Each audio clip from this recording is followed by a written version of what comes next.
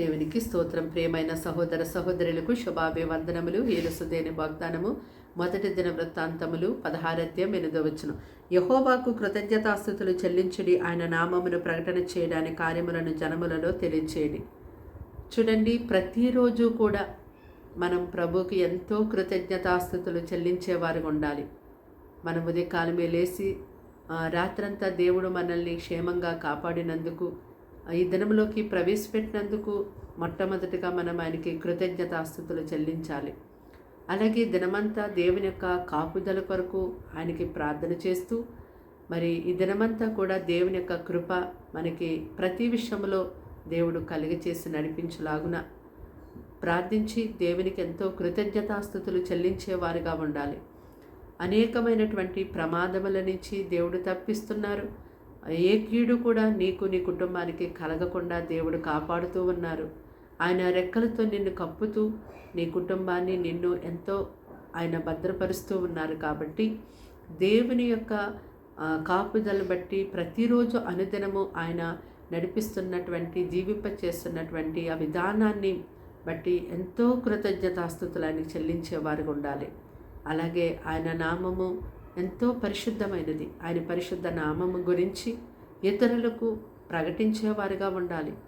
ఆయన యొక్క ఔన్నత్యమును, అలాగే ఆయన సార్వభౌమాధికారమును తప్పకుండా ఇతరులకు అనుదినము కూడా మనము ప్రకటించేవారుగా ఉండాలి.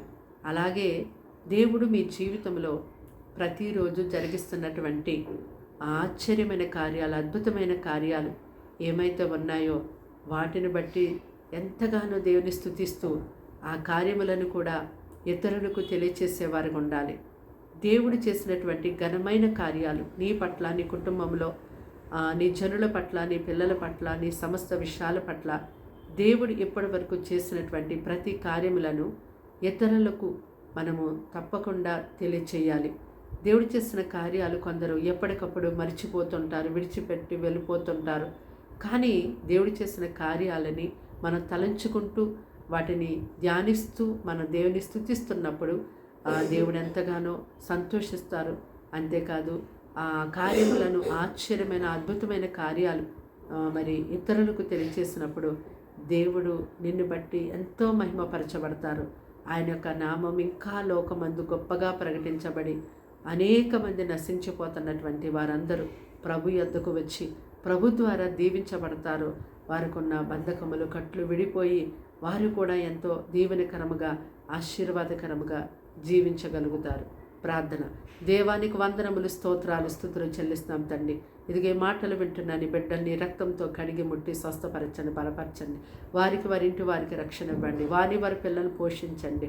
ఈ దినమంతా సహాయం చేయండి. ప్రతిరోజు వారిని కృతజ్ఞతాస్తుతులు చెల్లించే ప్రజలుగా వారు ఉండులాగిన ఆశీర్వదించండి. నీ నామాన్ని వారు గొప్పగా ప్రకటించేవారుగా లేవనెత్తండి.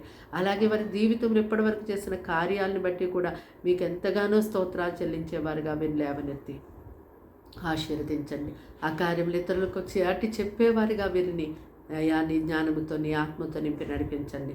అయా ఈ దినమంతా ఎంతో కాపాడండి. కీడు శోధన పని తప్పించి మీరే కృప చూపించండి. వారి పట్ల నీ కార్యాలు త్వరపెట్టి జరిగించమని యేసు నామములో అడిగి వేడుకుంటున్నాం తండ్రి. ఆమేన్.